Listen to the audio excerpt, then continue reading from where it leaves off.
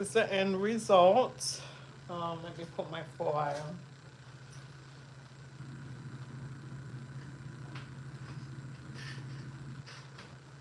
Where's the glasses?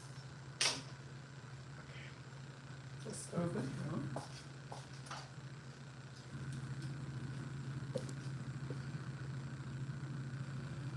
Yep.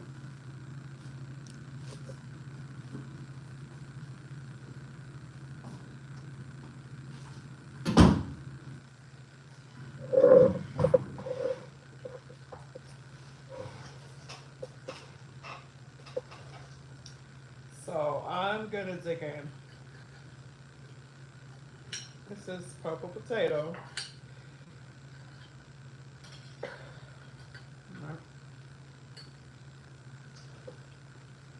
I'm not cutting my lap.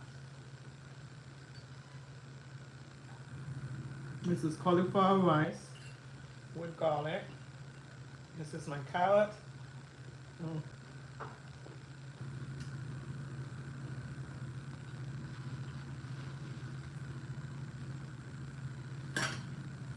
My chicken wrapped with turkey bacon. Mm.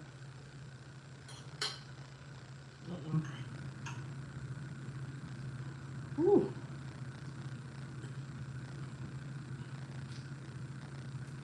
With that salsa, it gives it a kick. Gave it a kick. Carrots and onions on the cauliflower rice. Mm. Mm-mm-mm-mm.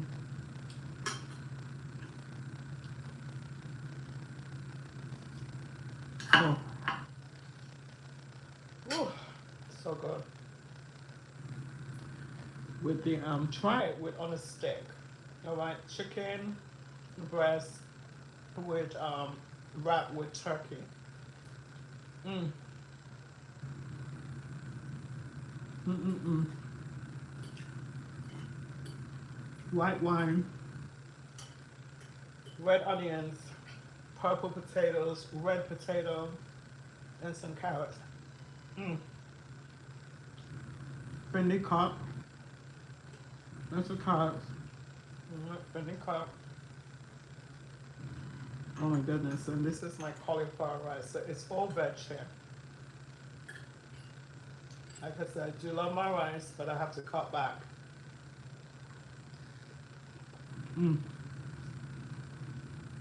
Mm. Oh, damn. So good. And this is alcoholic-free red wine.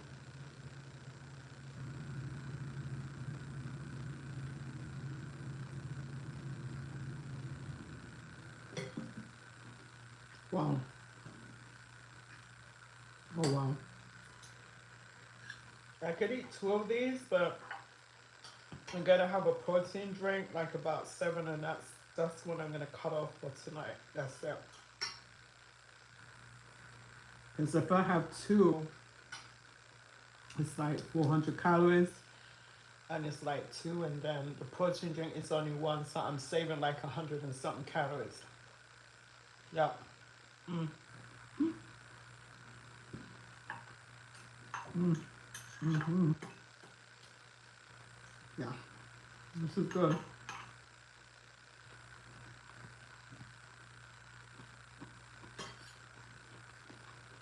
And my vegetable, like the carrots, nice and firm. The purple potato. Mm.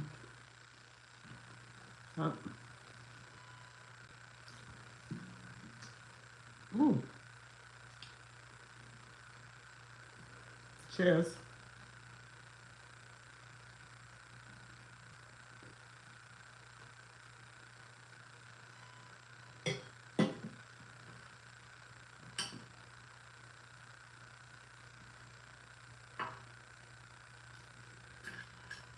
I mean, I could pick the stick up and it, but it wouldn't be appropriate, right? No. The what else? Well, potato. Mm. Let me tell you, wrapping it in that turkey bacon, and cooking it down with some coconut oil mixed with olive oil. Mm, mm, mm. Really send it up another notch. It really did. This is so flavorful. And believe in me, I like flavorful food. No, I'm not a bad person. Nope.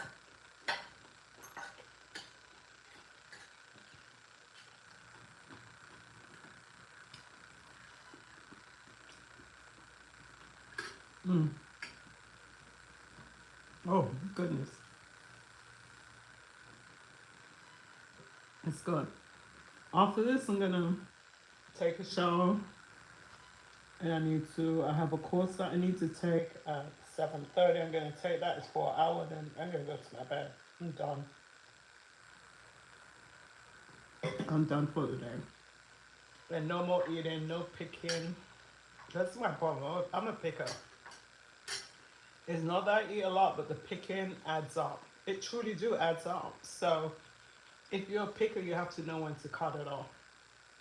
So by the time I finish school, it's like gonna be like 7.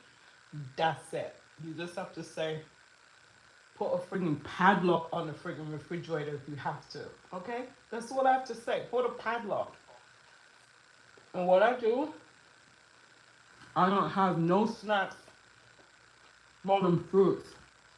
Or tea and talk. I have no snacks in there more than fruits. I have a banana. I have the little baby tangerine. That's it. And a yogurt. And I really don't touch yogurt in the night anyway, because when I notice when I take it, I have nightmares, so I don't touch it. I don't. But this, whoo, sorry guys, wrapped with a turkey bacon, it's good. Extremely good. This is the cauliflower rice. It's not rice, but I can deal with it.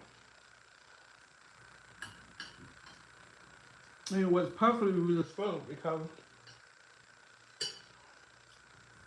I'm not too much of a gravy person like my food. I don't like my food dry, don't get me wrong. But I don't want my stuff slobber with gravy, and it's not because I didn't add like flour and stuff like that.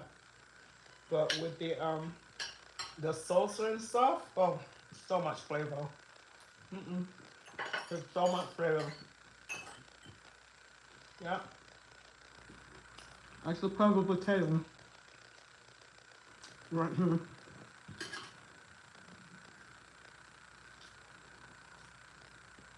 If you can find it. And you know who eat that a lot? The Chinese people. You wonder how they're so thin. Now a lot of them get fat because they started to eat at freaking McDonald's and all that stuff. But if you notice, they're all seafood. And if they eat certain, it's like a rare kind of vegetable. Stuff that the average person don't eat. And that's how they're able to keep slim, because they don't eat everything that everybody eats, okay? They don't. So follow them. If you follow them, you lose weight. I'm trying to, but sometimes I slide up. I'm human, I slide up. And I want my curry goat.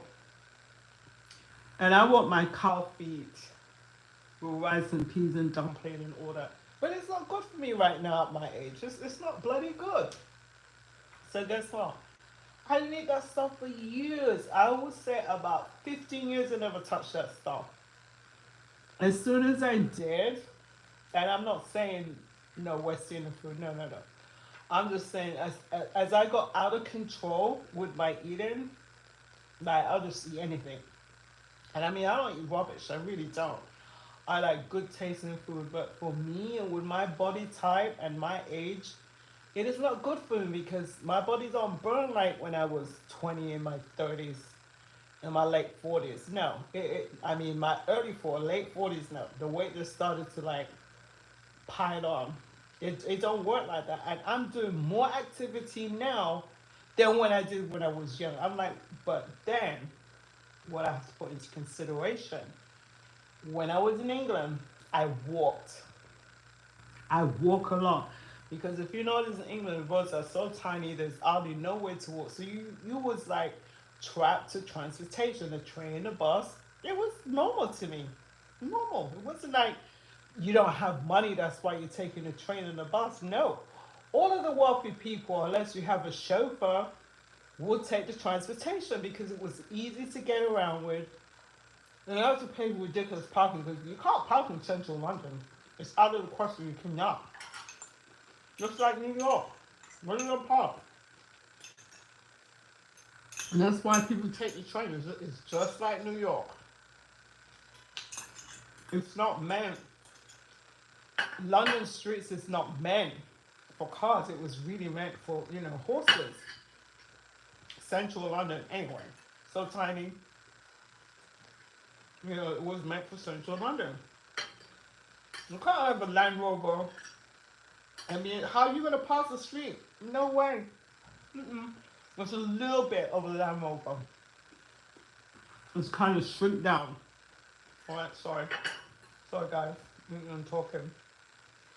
So, when I was in Land Rover was my car. Land Rover was my car from 18 years old. I said, Mommy, one day I want a Land Rover. I said, Mama said Land Rover. And we have a Bentley, you want a Land Rover? I said, Mommy, yeah, I love that car. I did end up getting one, but oh my God. That was before Tata took it over. If you didn't know that, Land Rover is owned by an Indian company. They sold it out. Land Rover and Range Rover and Rover. Well, you don't have Rover, but only in England. Was bought out by Tata, Indian company. A lot of people don't know that. They do not know because it was hush hush. Very, very hush hush. But I know. But it has improved. It has improved. And they stepped up to the plate. We saw it. We stepped up to the plate. But that was my car. When I bought it, oh my God. That thing has so much problem. I think I'll just own it for a year and I said buy it, but now it's better. Because my exposure is only luxury drive. Land Rover and the Ghost. Alright, Land Rover and the Ghost, which is a Rolls Royce. And he drive more the Land Rover than the Ghost. The Ghost is special occasion. Because he doesn't like to show his wealth. And I understand that. I truly do. But at the same time, I'm talking very naughty. Very rude of me. But at the same time, give me a Model X. I'm happy with that. I'm Bentley. I don't need to drive. And really, if you have a Rolls Royce, you ain't supposed to be driving it. If you're driving it, there's something wrong. It is meant for a chauffeur. That is the only way you're going to enjoy that car. Is that Rolls Royce is made for a chauffeur. Bottom line. You're supposed to be in the back enjoying that car. If you are riding it yourself, you're a bloody idiot. That means you ain't got enough money to hire a friggin' chauffeur. You like want to show it off, but you're too damn cheap to get you a chauffeur. Come on. It's not meant for that. It's really not. You have to have a chauffeur. So that's what I'm saying. So, yeah, if you want to drive yourself, that's okay, but yeah. I'm still not kind of when I'm driving no bloody Rolls Royce. That means I'm still poor.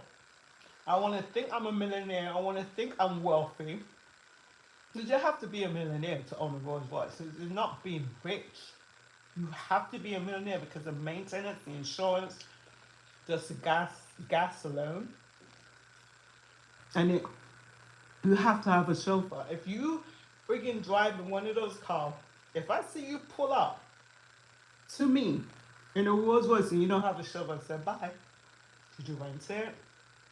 Or is it just a show to show me you have one? No, because you need to have a chauffeur and he needs to be in uniform with a hat and gloves and everything like in England. Please step aside. Really step aside. But anyway, guys, my food is finished and it was delicious. I enjoy every minute. Look, I'm a foodie. I'm foodie. But I'm trying to make better choices, wiser choices, because the girl has to lose weight, okay? I booked to get some work done and it has to go. I don't want to lose my money. Well, I won't lose it. But I'm getting older, so I have to consider my age and I have to consider I ain't putting it off anymore. I should have done it a long time ago. But I was nervous, that was not on my mind. It was all about making money. And I said, no. I got to invest in moi, me. I don't like the sign of aging. I don't. I just want to, I love that I made it this far. I'm so very grateful to God. Very, very, very grateful to God that He allowed me to make it this far. All right, I'm grateful. I'm not going to take that for granted because, man, I did some stupid things.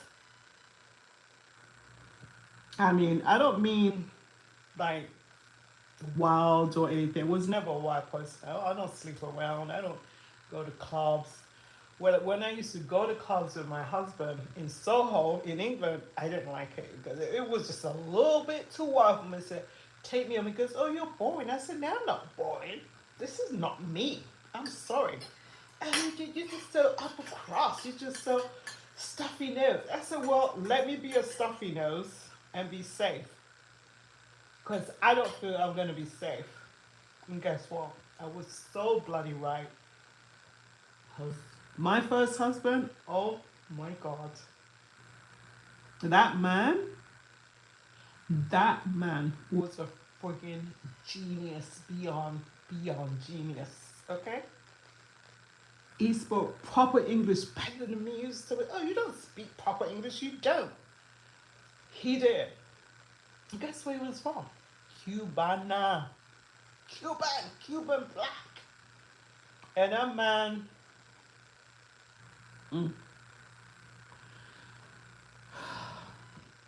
it's so heartbroken.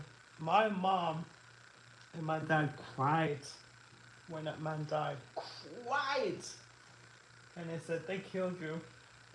They took you out as a black man from Cuba because you're too smart, you're too intelligent. I mean, my mom and my dad cried.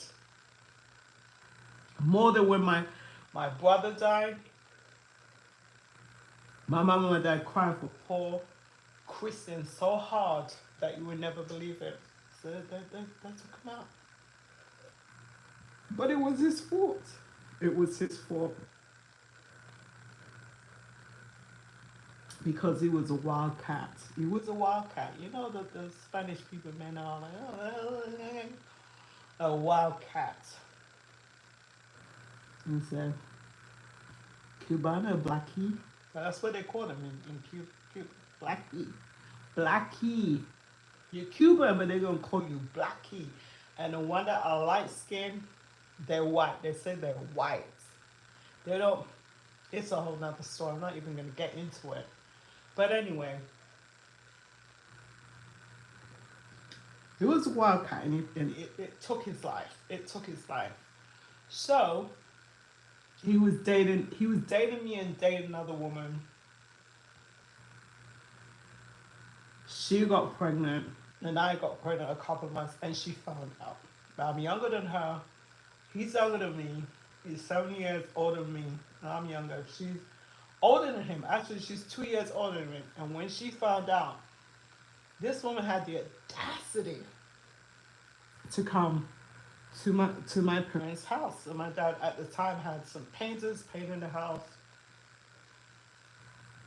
And we live in a prominent Jewish neighborhood, and we was painting the house and whatever. And she came out and she started making all this noise. And my dad came out and he goes, and what business are you doing here? Oh, your daughter. She told my man. I said, well, my daughter's married to this man. Oh, I didn't tell you. Whatever. And my dad said, please step aside. And you have to call the cops again. I mean, and then the next minute, I think the mother was hiding in the background. She came out, and they're Jamaicans, and they went on with the scene there. And my dad said, please, don't come here in this neighborhood. And my daughter's married to him. So then you are the one that's been fortunate, but it wasn't her fault because he was a player. He was a friggin' player, okay? She didn't take it lightly. She did not take it lightly. And plus, we went to the same girls' school. And she never liked me. So I'm wondering, did she kind of made her